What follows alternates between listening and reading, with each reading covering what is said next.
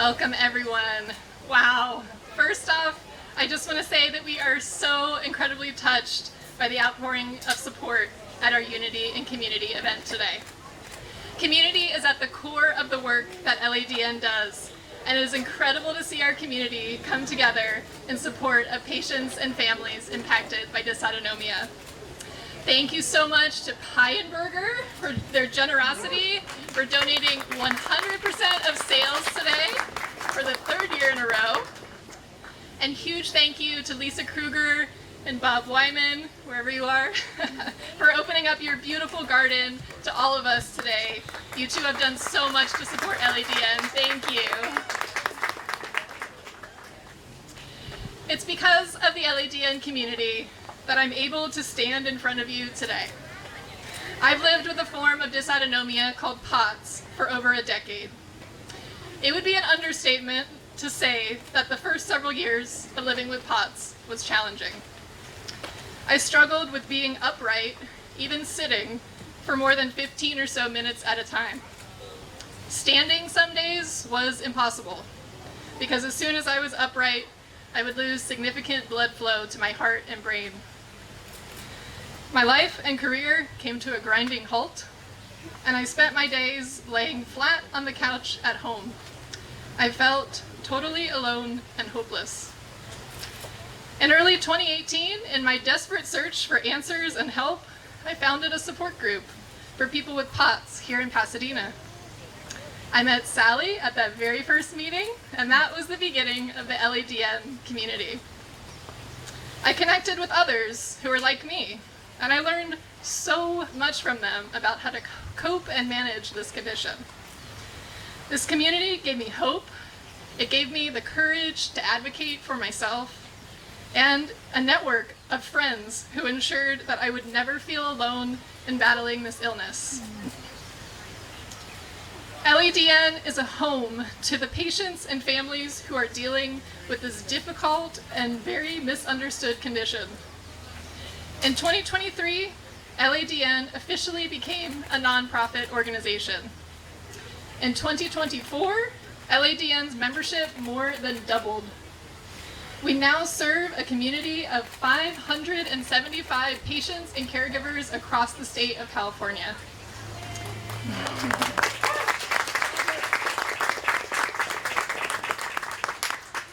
As LADN has grown, we are thrilled to have greatly increased our programming. Our mental health support programs have increased far beyond just a monthly patient support group. We are so pleased to have added teen and caregiver support groups facilitated by clinical psychologist Dr. Samantha Levy, as well as a monthly mindful movement class facilitated by occupational therapist Leanne Norris. We also now have multiple monthly adult patient support groups, and our members describe these groups as a safe space where they can be honest about what they're going through. Our community building programs focus on fostering friendships. We have an LADN Links peer support program, social gatherings such as holiday parties, a sick-lit book club where we read and discuss literature that features disability representation. Our educational programming empowers patients through workshops, including with nutritionists, physical therapists, disability lawyers, psychologists, medical doctors, and more. Because it takes on average 5 years to receive a POTS diagnosis, we conduct awareness campaigns with the goal of ensuring that patients are not waiting years to receive the answers and the treatment that they deserve. Finally, we offer financial assistance, as 55% of LADN patients reported on our 2025 annual survey that they are too sick to work at all. One of our grant recipients commented, "To be disabled in America is a constant battle against poverty." In fact, the average income for our 2024 recipients was just $16,000 a year. Yet they reported spending on average $12,000 a year on dysautonomia healthcare. LADN proudly distributed $10,000 in healthcare access grants in the fall of 2024 to our 10 individual recipients. We also spent the first couple months of 2025 responding to the needs of our community members who were impacted by the LA wildfires. To lose your home and essential medical supplies while also living with a disabling illness is absolutely devastating. We are so grateful to all of you who donated items and funds so that we could distribute essential supplies, air purifiers, and $8,500 in direct financial support to our members who are impacted by the fires. Thanks to your support, we are so proud of all that LADN has been able to achieve to support this growing community. While medical care addresses the symptoms, LADN provides the vital community support and empowerment that patients need to navigate the challenges of living with a complex chronic illness. So thank you so much for being here today, for donating, and for being part of our community. Thank you.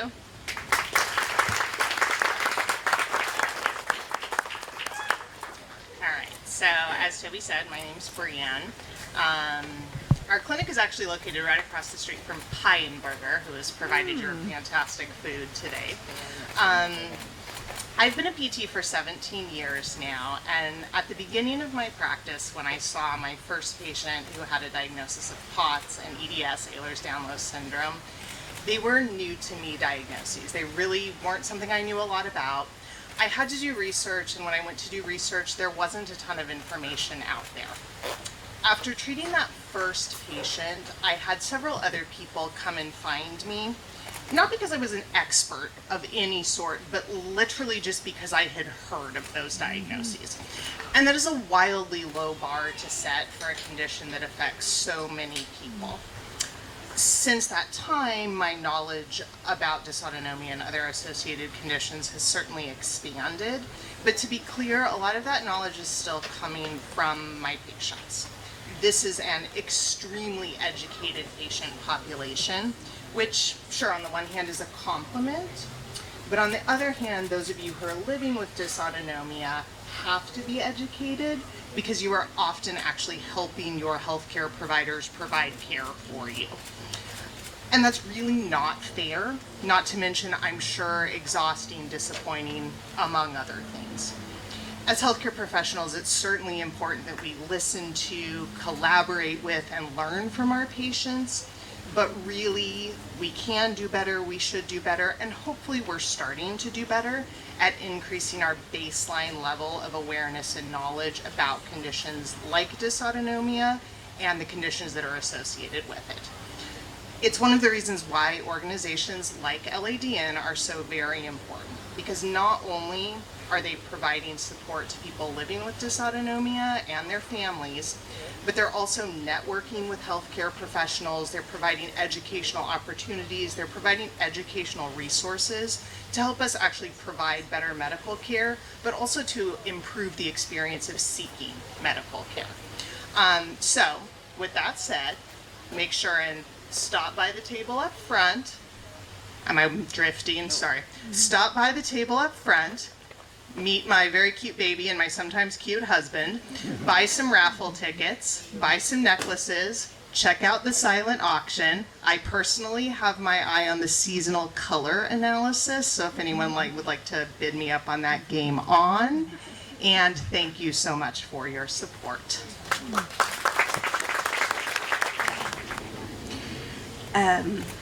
As a kid, I always dreamt of having a career. I wasn't sure exactly what I wanted to do, but I knew I wanted to be important. I idolized the businesswomen of the 90s that I saw on TV, with their slacks and their overly hairsprayed hair and their rum raisin lips. When my aunt sent me my first pantsuit for my birthday, I found every excuse to wear it. I ruled every playground I stepped foot on. As the years went by and I tried to find my little pocket of the world, I found myself drawn to particular groups of people I found compelling, rather than any given interests or activities. I guess that's how I ended up working at a music video production company when I was 21, despite thinking for most of my college career that I'd end up in the medical field. Never in a million years did I imagine that this path was the one that was going to stick. I spent the first 10 years of my adult life building a producing career. Every day was another weird challenge, and I loved that. Anything could be created in this world of make-believe. As much as I love the filmmaking industry, as years went on, I realized what an isolating place it could be. I found myself existing in an arena where folks define their self-worth based on their output and what they were able to create. It became harder and harder not to fall into this trap. When the pandemic hit in 2020, that trap swallowed me completely.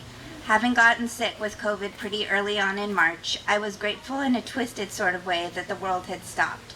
It gave me time to rest. But pretty quickly, spring turned into summer, and instead of getting better, I seemed to be getting worse. The isolation I had begun to feel from my illness was now being multiplied by the realization that I had, all this time, been defining myself by what I was capable of creating. And now, bedridden, unable to work for the foreseeable future, who was I? Did I even matter anymore? I will forever be grateful for the lifeline that was and still is Danielle Hine, a fellow producer, LADN board member, and friend I had the great fortune to work both for and alongside. In 2019, when she had begun her diagnosis journey, she shared her story with friends and family. This meant that in 2021, when I finally was diagnosed with dysautonomia, I knew exactly whose hand I could grasp out to in the dark. The greatest gift Danielle gave me was an introduction to LA Dysautonomia Network. I joined several support groups since becoming sick, but this was the first time I'd found a group of people who seemed to be living their lives with their illness instead of constantly fighting it. That's exactly what I wanted to do, to keep living. Life with chronic illness hasn't always looked like what I imagined. Our co-founder, Sally, has a beautiful memoir piece that I find myself coming back to time and time again, of a life lived in a garden. I think it's probably about the garden here. The gardens just keep growing. They grow up around me. My brothers have wives, have children. I hear them giggle outside my window when I've moved back into my parents' house for help through a health flare. I'd hoped to join them, but I find my vision grows spots of black when I stand, and my tongue is barren of any words but a repeated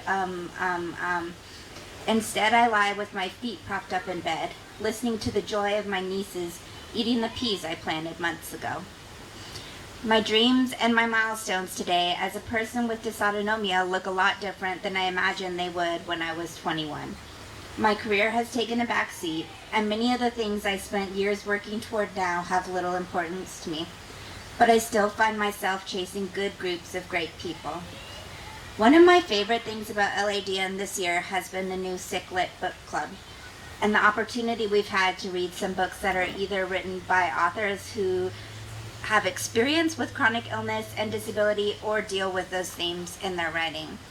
One of our first reads, Disability Visibility, features a collection of essays by sick and disabled authors that I found to be transformative.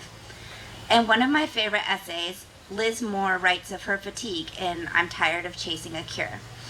What I want to try is acceptance.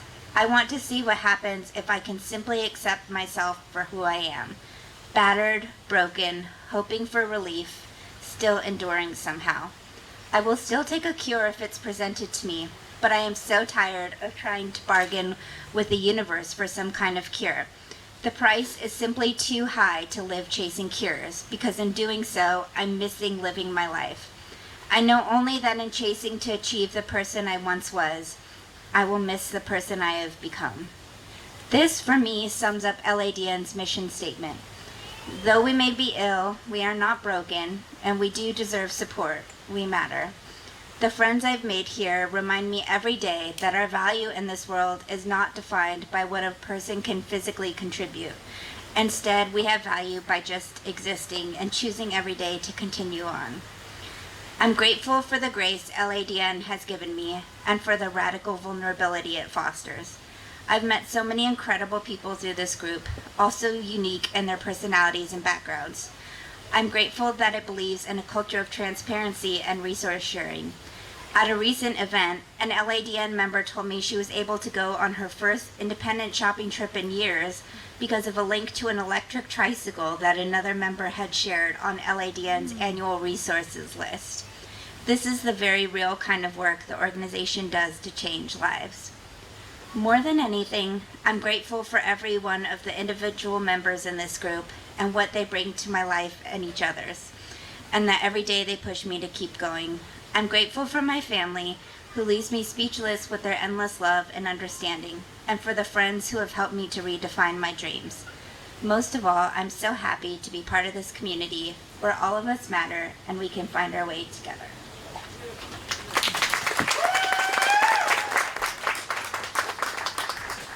Well, hello everybody. I'm Congressmember Judy Chu, and I'm so happy to be here with all of you to celebrate the LA Dysautonomia Network and all the incredible work that you're doing to help people with these conditions. Now, did you know that this LA Dysautonomia Network is the only organization of its kind in the entire state of California? I mean, they have really accomplished so much, and we have to really thank the co-founders, Sally Krueger-Wyman and Emily Suñez. Thank you so much for doing this. It started with 2 people, and they had an idea, and this grew from 100 people to now 575 people in this support group in such a short period of time. And I remember when I first came here to your first fundraiser 3 years ago, I was so touched by the stories that I heard, and by hearing that for such a long time people did not know about this condition and didn't know how to diagnose it. And so now you've made a true difference to millions of people. Dysautonomia consists of more than 100 autoimmune diseases that impact 50 million Americans every day. And 75% of those are women. And now we are also witnessing the growing connection between dysautonomia and long COVID. So it's hard to find someone who hasn't been touched by it directly or indirectly in some way. And in fact, I've been contacted by constituents from Pasadena, like Beverly, who was so concerned about her daughter. She told her story that her daughter worked hard to become an assistant marketing manager at a large international corporation, but her life came to a full stop as she became sicker and sicker from unexplained symptoms and chronic pain. And due to the severity of the symptoms, basic tasks that were once routine, such as working at a computer or riding in a car, became incredibly challenging and painful. And she visited dozens of doctors at top hospitals across the country, but it took 16 years for her to finally be diagnosed with chronic fatigue syndrome. Well, it should not take 16 years for these types of diagnoses or for the ability to get help. And so that's why I am so grateful for this network, which is truly helping people with tips and support. And I also want you to know that I'm fighting in Congress for resources to raise awareness and to find cures for dysautonomia. And that also means fighting back against the devastating draconian cuts that the Trump administration is making to our nation's public health and research agencies. In April, Secretary of Health and Human Services Robert F. Kennedy Jr. fired 10,000 dedicated civil servants at the Department of Health and Human Services without cause. In fact, the only way they found out that they were fired is they come to report to work, and instead of their card key turning green, it turned red. That was their firing notice. And what it means is that an entire generation of scientists and healthcare workers who are responsible for finding cures for dysautonomia and other conditions have been wiped out. In fact, hundreds of cancer researchers were sent home in the middle of their clinical trials. These cuts were advertised as a way to improve efficiency, but the truth is these cuts will make our nation less healthy, and they will slow down scientific progress in this country. And on top of that, there was the passage of this bill that I most certainly did not vote for, that would kick almost 14 million people off their health care coverage by undermining the Affordable Care Act and slashing Medicaid benefits. And so we have to fight against all this. And also, this is why the work that you're doing is so important, by organizing the dysautonomia community and educating more people about the realities of these conditions. You are showing why we need to be invested in breakthrough medical research, and your existence shows why it's important for everybody to be able to access the health care that they need. So these are very, very dangerous proposals. I am actually pushing for the exact opposite as we go into our appropriation season. In fact, I'm pushing for increased funding for the National Institutes of Health so we can find those groundbreaking cures. And I've been a proud co-sponsor of the Treat Long COVID Act, which would provide federal funding for the creation and expansion of long COVID clinics. So once again, I want to thank you for inviting me to be here today. Thank you for all your work. And I'd like to give certificates of congressional recognition to the LA Dysautonomia Network. Sally and Emily, please come forward. And Brita, Richardson, and Brianne, Slusarenko, and our speaker, our patient, Judy Craig, please come forward.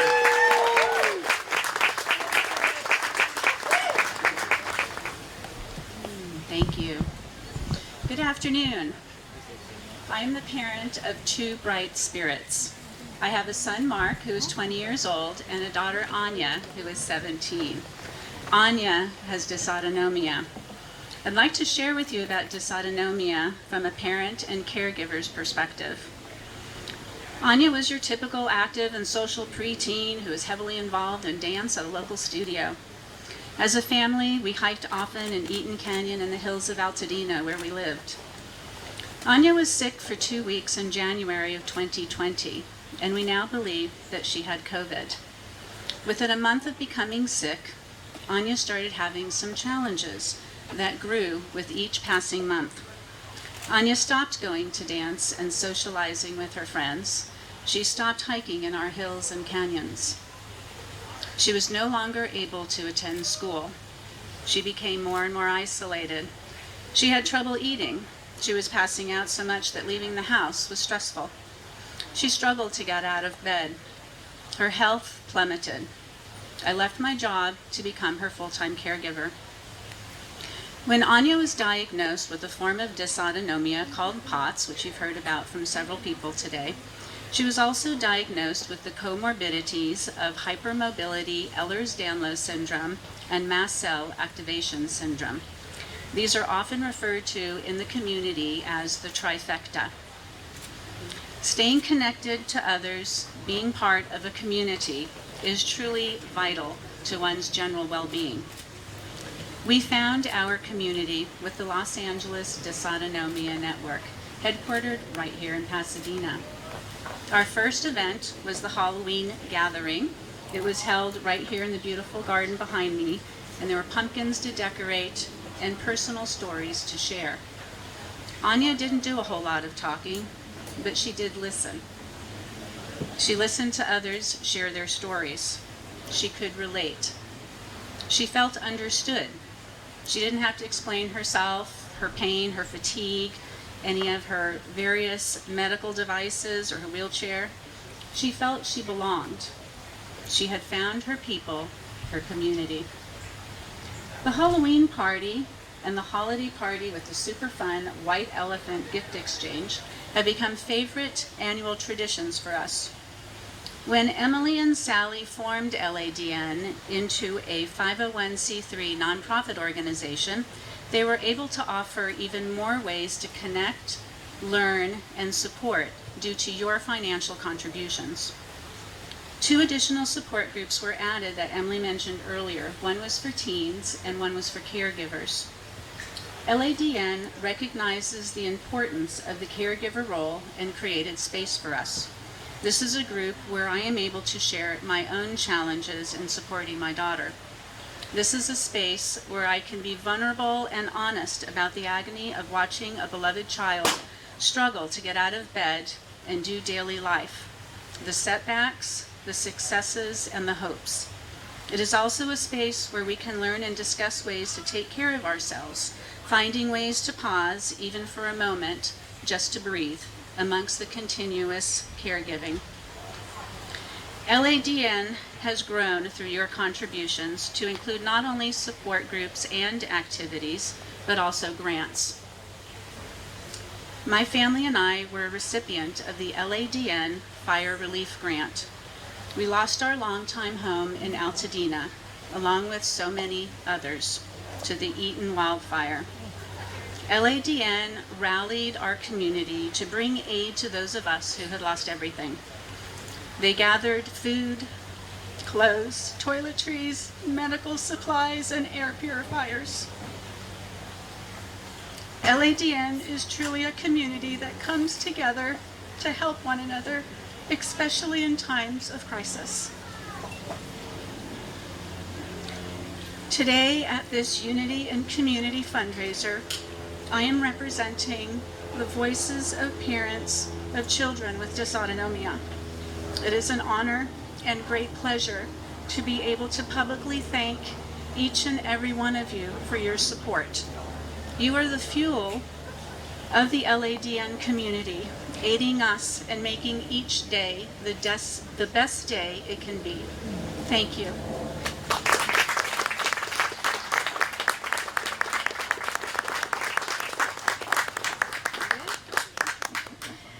All right, thank you all.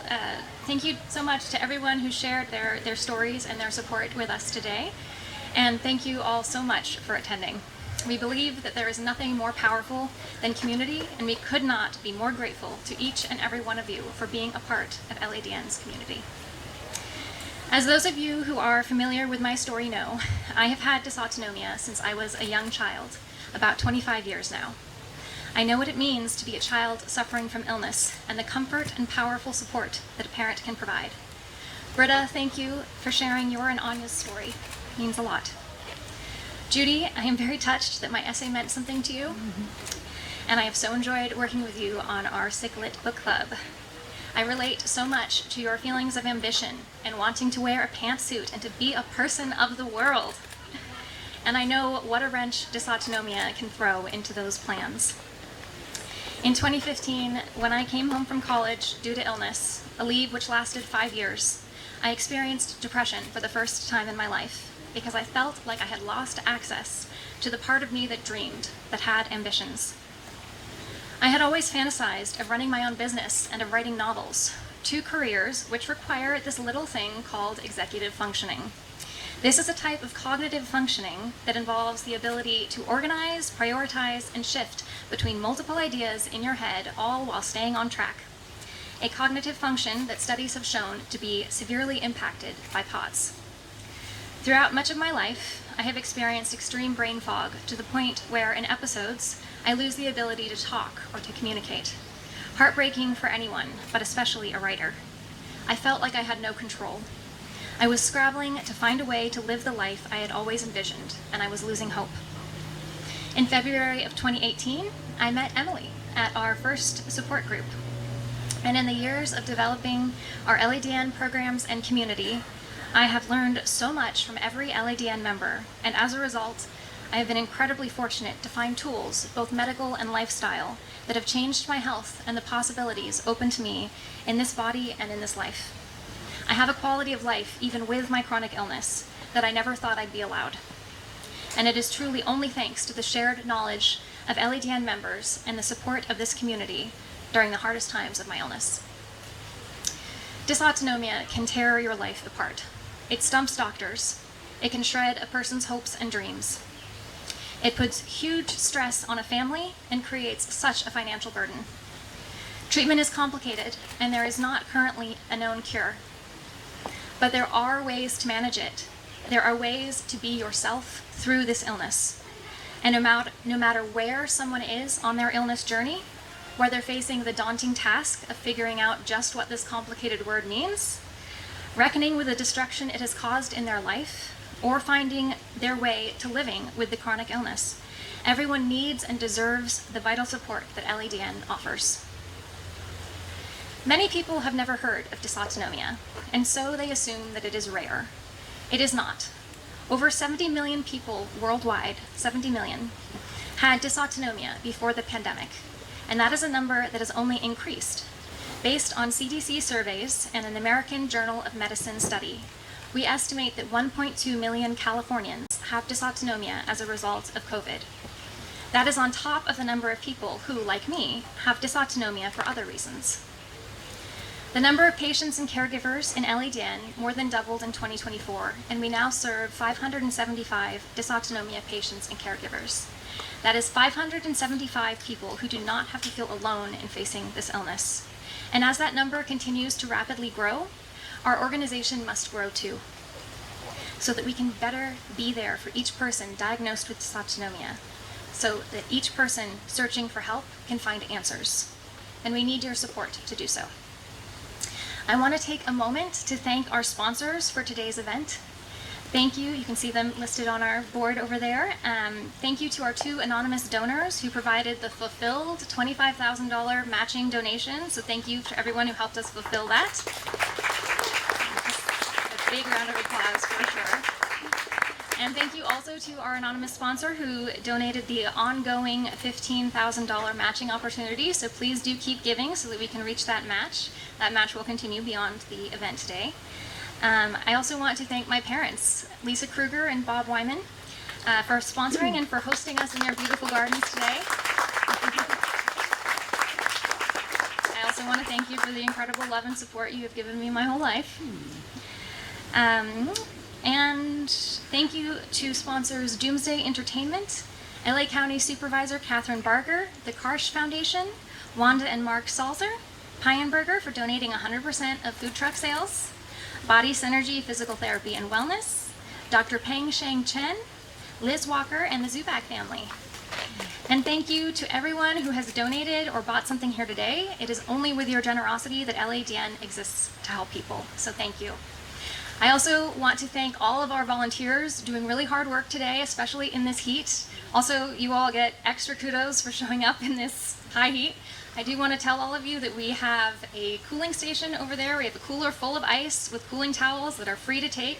So if you're feeling a little warm, go grab one of those. We have water stations located throughout the event, so make sure to stay hydrated.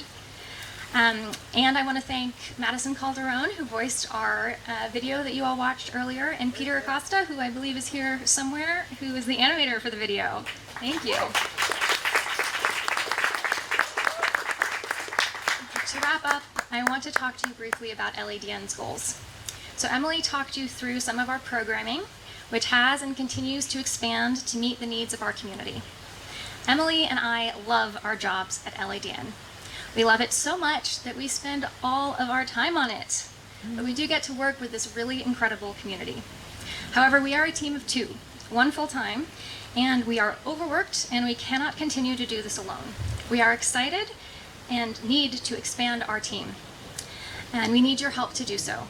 So please consider donating, bidding slightly higher on an auction item than you might otherwise, grabbing one more slice of pie, it is for a good cause after all, one more strand of raffle tickets, one more necklace, they cost $25 and it gets you an entrance into our Heads or Tails game, which will be happening shortly, and you can win an $800 beach vacation. So get one of those necklaces, you can get up to 4, and buy one more LADN hat to wear with pride and spread awareness. These acts help to enact change for dysautonomia patients and caregivers. These acts have transformative effects. So thank you all so very much for being a part of our community and our mission. So grateful to have all of you here today. Thank you.